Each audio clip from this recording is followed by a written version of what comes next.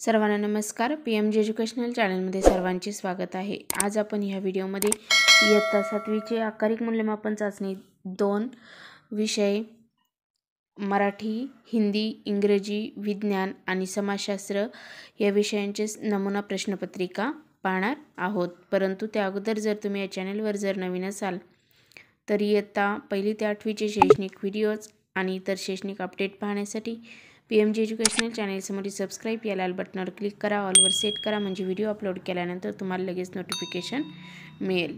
इयत्ता 7वी आणि विषय आहे मराठी. तर ही चाचणी आपण सोडवण्याचा प्रयत्न करणार आहोत. ही नमुना चाचणी आहे. प्रश्न पहिला अ. खालील जोड्या जुळवा. 1. 5 सोडणे. 5 सोडणे याची जोडी येईल. बंधनातून मुक्त होणे. 2. हेका धरणे. हेका धरणे म्हणजे हट्ट करणे. आणि 3. खो देणे. खो देणे म्हणजे नकार देणे. अशा प्रकारे ह्याची आपण जोडी जुळवलेली आहे. ब. अधोरेखित शब्दांसाठी समानार्थी शब्द लिहा. पाय असावे जमिनीवरती कवेत अंबर घेताना. तर इथे आपल्याला समानार्थी शब्द घ्यायचा आहे, लिहायचा आहे अंबर या शब्दाचा. तर अंबर याचा समानार्थी शब्द आहे आकाश. दुसरा मोर हा आपला राष्ट्रीय पक्षी आहे. तर इथे मोराचा आपल्याला समानार्थी शब्द लिहूया आपण मयूर. प्रश्न क. इंग्रजी शब्दांसाठी वापरले जाणारे मराठी शब्द लिहा. तर इथे आपल्याला शब्द आहेत ऑफिस. ऑफिस म्हणजे कार्यालय. आणि दुसरा आहे ऑपरेशन. ऑपरेशन म्हणजे शस्त्रक्रिया. अशा प्रकारे इथे शब्द आहे. ड. विरुद्धार्थी शब्द लिहा. अपमान. अपमानचा विरुद्धार्थी शब्द मान. आणि निष्पाप. निष्पापचा विरुद्धार्थी शब्द पाप. ई. एकच शब्द वेगवेगळ्या अर्थाने वापरला आहे, त्याचा अर्थ लिहा. नाव शब्द दोनदा आलेला आहे. तर त्या दोन्ही ठिकाणी आलेला शब्दचे अर्थ हे वेगवेगळे आहे. तर इथे नाव चालवणारा, तर पहिले जे नाव आहे त्या नावाचा अर्थ होतो जहाज. आणि नावाड्याचे नाव काय आहे, तर त्याचा नाव म्हणजे त्या व्यक्तीचे ठेवलेले नाव. इथे आपल्याला तसा अर्थ आपल्याला लिहिता येणार आहे. 2. मान झुकवून थोरा मोठ्यांना मान द्यावा. तर इथे ह्या शब्दाचे मान या शब्दाचे 2 वेगवेगळे अर्थ आलेले आहेत. तर पहिला मान झुकवून थोरा मोठ्यांना मान द्यावा. तर यातल्या पहिल्या मानचा अर्थ म्हणजे मान म्हणजे आपल्या शरीराचा एक अवयव आहे. आणि दुसरं मान म्हणजे दुसऱ्यांना आदर द्यावा, सन्मान द्यावा. अशा प्रकारे तिथे शब्द अर्थ त्याचा आलेला आहे. त्यानंतर प्रश्न दुसरा. खालील प्रश्नांची उत्तरे लिहा. बाबांनी सुधीरला कवितेची पुस्तके का आणून दिली? कारण पद्यातील संभाषण म्हणजे कविता नाही, तर खरी कविता ही वेगळीच असते, हे सुधीरला समजण्यासाठी बाबांनी सुधीरला पुस्तके आणून दिली. 2. कवीने देशासाठी प्राणार्पण केलेल्या सैनिकाला अनामवीर का म्हटले आहे? तर याचं उत्तर येईल कारण कुणी स्तंभ बांधला नाही, कुणी वात पेटवली नाही, कुणी रियासतीवर नाव नोंदले नाही, कुणी यशोगान गायले नाही, असं ह्याचं उत्तर येणार आहे. 3. लेखकाने बालीबेटाला कशाची उपमा दिली आहे? उत्तर. लेखकाने बालीबेटाला रत्नजडित कंठ्यांतील कंठमणी अशी उपमा दिलेली आहे. प्रश्न तिसरा. खालील वाक्याचा वाक्यात उपयोग करा. चौघडा. लग्न समारंभामध्ये चौघडा वाजवण्याची प्रथा आहे. 2. अनाथ. सरपंचांनी गावातील अनाथ मुलाला दत्तक घेतले. प्रश्न चौथा. खालील आकृती पूर्ण करा. बालीबेटावरील विविध ललित कला इथं आपल्याला लिहायच्या आहे. तर बालीबेटावरील ललित कला पहिली आहे नृत्य, गायन. त्यानंतर तिसरी शिल्प आणि चौथी चित्र. अशा ह्या बालीबेटावरील ललित कला आहे. तर अशा प्रकारे आपण ह्या व्हिडिओमध्ये ही चाचणी सोडवलेली आहे, तुम्ही सराव करायचा आहे। आकारिक मूल्यमापन चाचनी क्रमांक 2 द्वितीय सत्र का आज हम यहाँ पर सॉल्व करने वाले हैं। तो इस पर प्रश्न पहला है, उचित शब्द द्वारा रिक्त स्थानों की पूर्ति करो। पहला प्रश्न यहाँ पर आता है, सारा जग डैश डैश करना हमने सोचा मन में ठानी। तर यहाँ पर पहला रिक्त स्थान आएगा शिक्षामय। 2 मेरे लिए डैश डैश रंग के घोड़े का प्रबंध करो। तो यहाँ पर उचित शब्द आएगा हरे रंग के घोड़े का प्रबंध करो। 3 क्रोधित होकर उस चित्रकार ने सेठ से पैसे मांगे। ख नीचे लिखे वाक्य किसने किससे कहे। 1 तुम्हारे चित्र में सचमुच बहुत कमियां है। तो ये वाक्य बीरबल ने चित्रकार से कहा। किसने कहा, इस पर हम यहाँ पर हम लिखेंगे बीरबल, और किससे कहा तो चित्रकार से कहा। 2 चित्र ठीक नहीं है, दोबारा बना कर लाओ।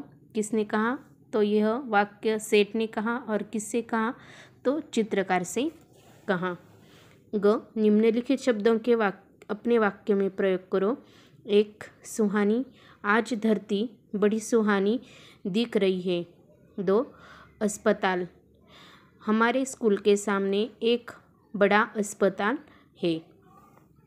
प्रश्न दूसरा, निम्नलिखित प्रश्नों के उत्तर एक एक वाक्य में लिखो। 1 अस्पताल में कौन कौन सी सूचनाएं प्रदर्शित की गई है। तो यहाँ पर उत्तर आएगा, रोगी से अधिक बातें न करें, शांति बनाए रखें। ये सूचनाएं प्रदर्शित अस्पताल में की गई है। 2 जग ने किसकी शक्ति को पहचाना है।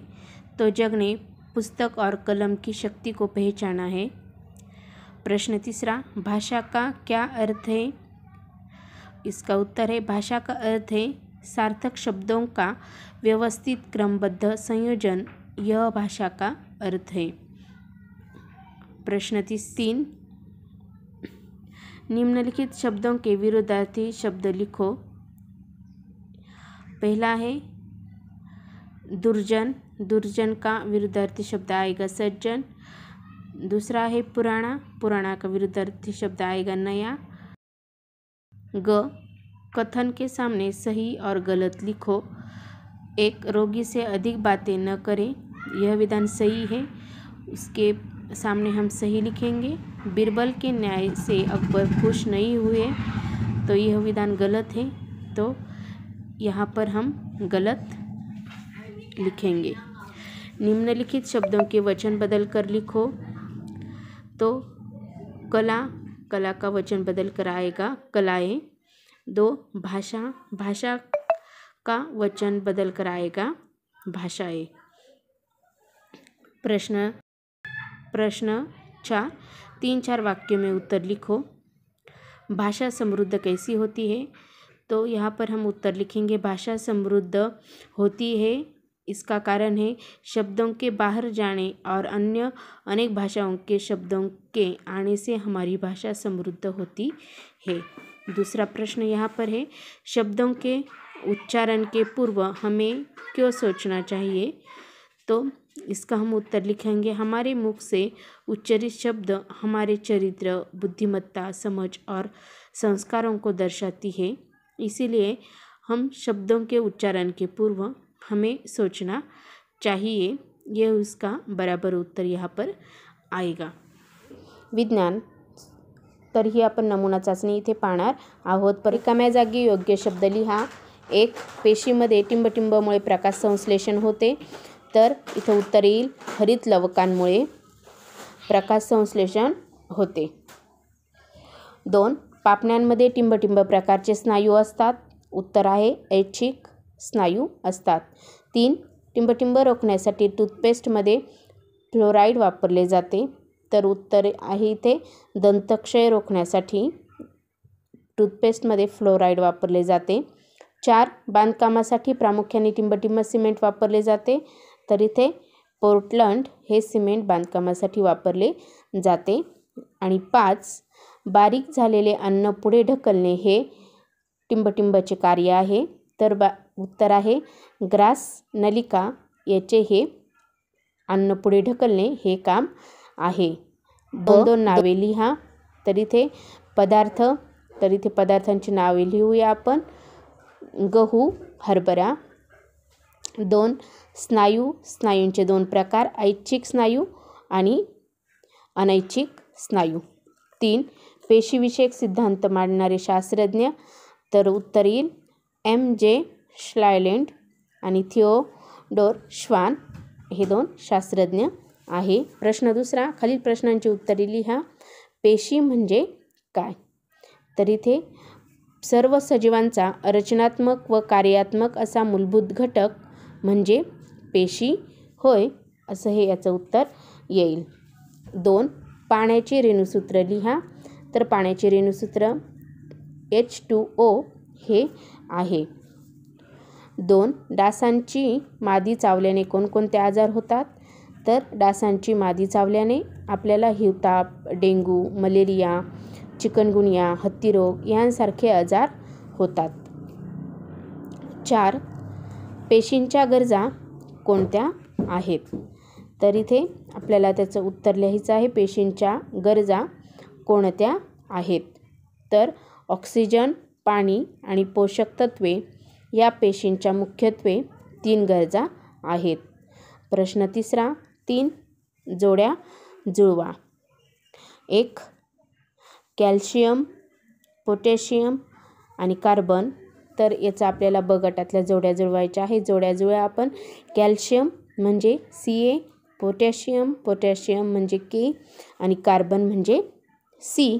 अशा प्रकारे आपण त्याच्या इथे जोड्या जुळवलेल्या आहेत. प्रश्न चौथा, कारणे लिहा. प्रश्न 1 आहे त्यामध्ये जमीन मशागतीमध्ये माती खालीवर करतात. तर इथे आपल्याला कारण लिहायचं आहे. कारण मातीमध्ये उपकारक जीवाणू असतात, त्यांच्यामुळे खत निर्मिती होते आणि तसेच काही जीवाणू मातीत असणाऱ्या नायट्रोजनचे जैविक स्थिरीकरण करतात आणि या जीवाणूंमुळे नायट्रोजनची निकड भासते आणि म्हणून पिकांची योग्य वाढ होण्यासाठी जमीन मशागतीमध्ये आपल्याला माती खालीवर करावी लागते. त्यानंतर आपल्याला इथे प्रश्न दुसरा विचारलेला आहे की मादक पदार्थांचे सेवन करू नये.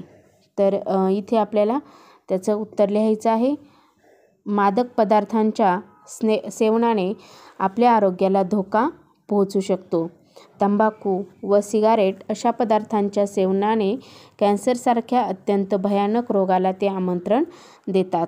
शरीरातील विविध इंद्रिय संस्थांचे कार्य मादक पदार्थांमुळे बिघडू शकते आणि म्हणून मादक पदार्थांचे सेवन करू नये असे आपल्याला वारंवार सांगितले जाते.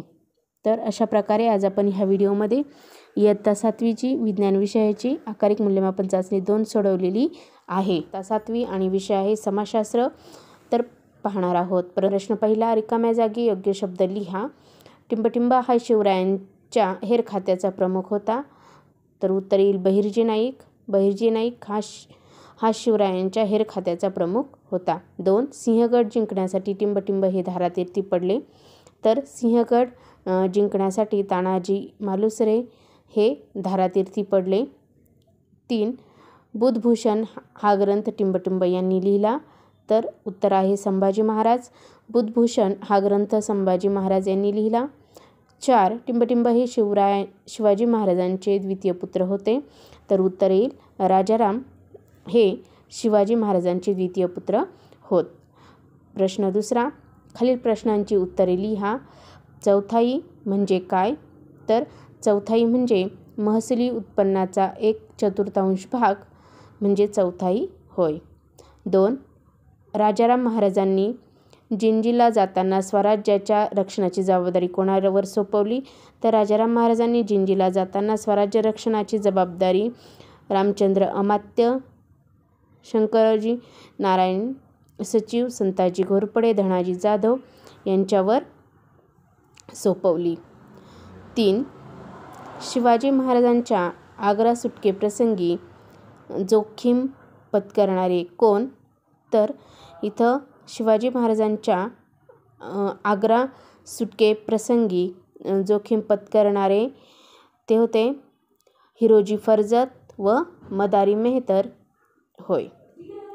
5. घोडदळातील सर्वोच्च अधिकारी कोण होता? तर घोडदळातील सर्वोच्च अधिकारी सरनौबत होता.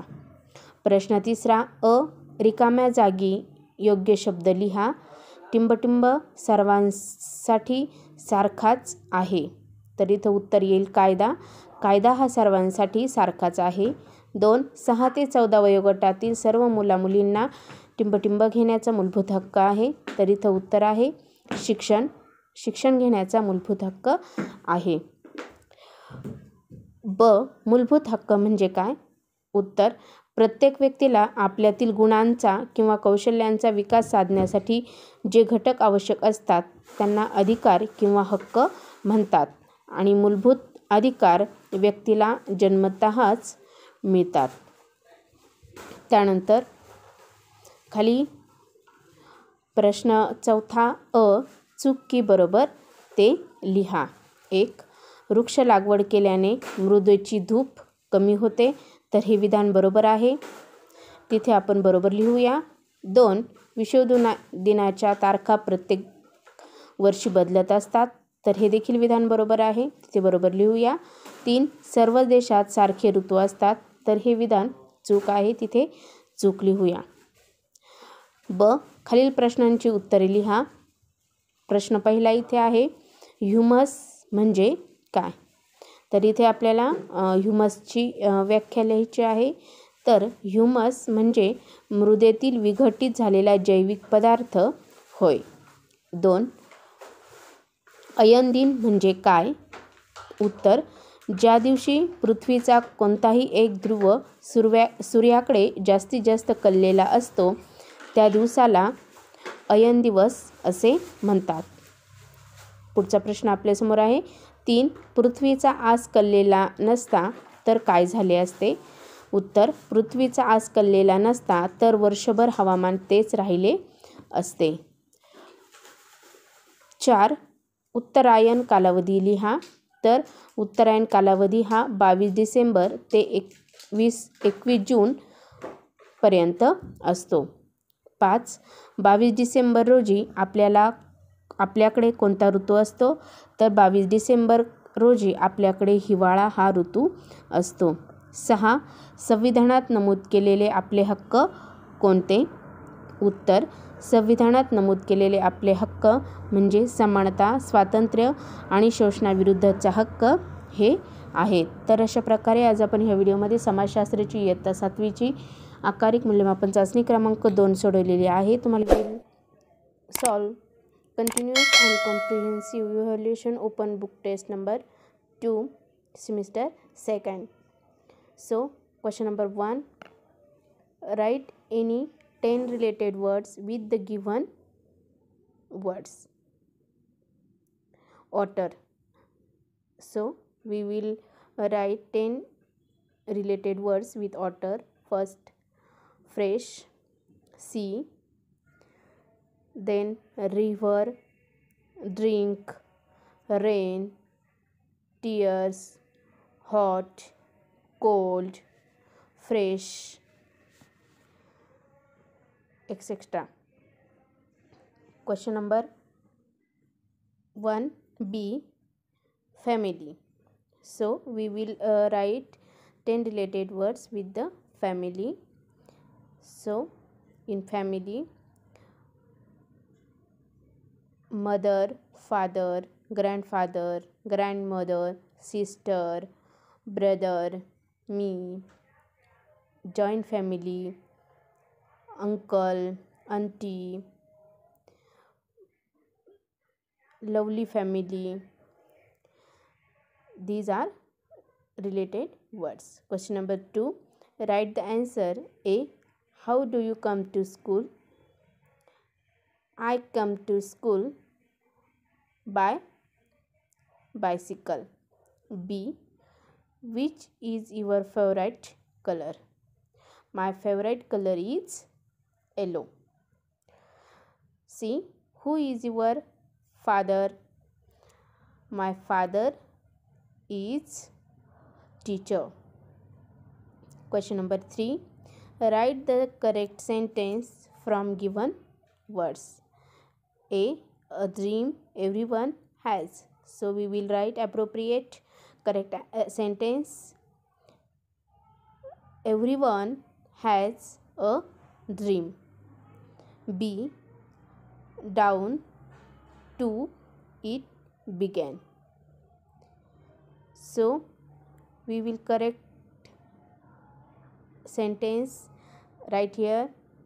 It began to down. Have a way always the will. So we will write correct answer. There is a will. You have always a way. I come may in. So we will write correct sentence. May I come in. Question number 4. Write the antonyms words. First is lazy, active. Second, rude. Antonyms is polite. 3. Wrong. Antonyms is right. Rich. Antonyms is poor. Question number B. Write the similar words. Clever. So similar word is sharp.